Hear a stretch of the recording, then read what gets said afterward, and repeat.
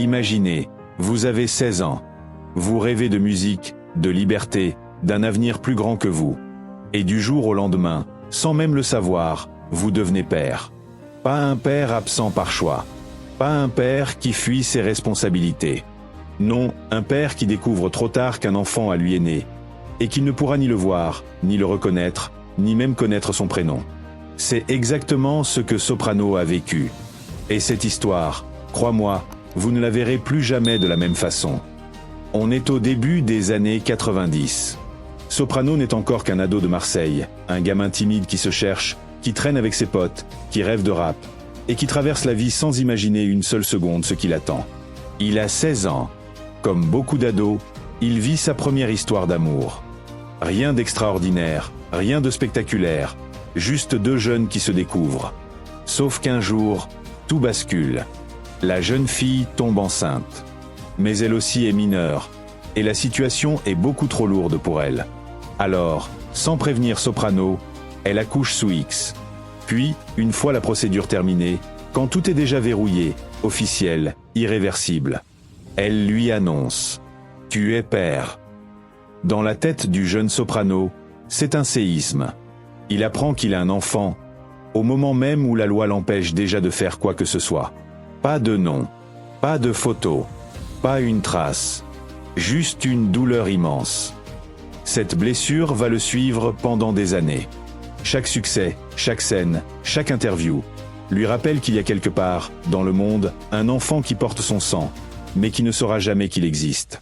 Alors Soprano fait ce que seuls les artistes savent faire. Il transforme sa souffrance en musique. En 2007, il écrit un des titres les plus bouleversants de sa carrière, « Parle-moi ».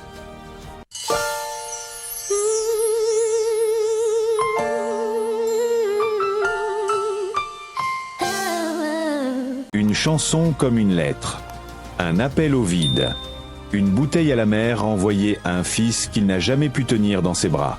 Parle-moi, dis-moi qui tu es, où tu es. Le morceau prend aux tripes. Ceux qui connaissent son histoire y entendent un cri. Ceux qui ne savent rien ressentent quand même le poids de l'abandon, du manque, de la culpabilité. Et Soprano, lui, espère en secret. Il espère qu'un jour, peut-être, la musique fera ce que la vie a refusé de faire. Et vous savez quoi? Un miracle finit par se produire. 27 ans plus tard, alors que Soprano est au sommet, père de famille, artiste respecté, figure populaire, un message arrive. Discret, humble, presque irréel. C'est lui, son fils, le petit garçon né dans le silence, qui est devenu un homme. Un homme qui a grandi sans son père, mais qui reconnaît sa propre histoire dans une chanson, dans une phrase, dans cette trace que Soprano a volontairement laissée dans sa musique. Quand il en parle aujourd'hui, il sourit. J'avais fait exprès de parler de lui dans mes chansons. Et ça a marché. Ils se rencontrent enfin. Après presque 3 décennies de distance, de doute, de manque. Le vide se comble. Et Soprano découvre un fils gentil, intelligent, grand et rigolo. Un fils qui lui ressemble. Un fils qu'il n'a pas élevé, mais qu'il peut enfin aimer. Aujourd'hui, leur relation n'a rien d'un film dramatique. Pas de reproches, pas de colère. Juste deux hommes qui apprennent à se connaître, qui reconstruisent pas à pas, qui rattrapent sans jamais oublier. Pour Soprano, c'est simple. Il savoure, il remercie la vie. Il profite de cette seconde chance que personne ne lui avait laissée à 16 ans. Et il continue de faire ce qu'il a toujours fait. Mettre de l'amour là où il y a eu de la douleur. Mettre de la lumière où il y avait de l'ombre. L'histoire de Soprano n'est pas seulement celle d'une star.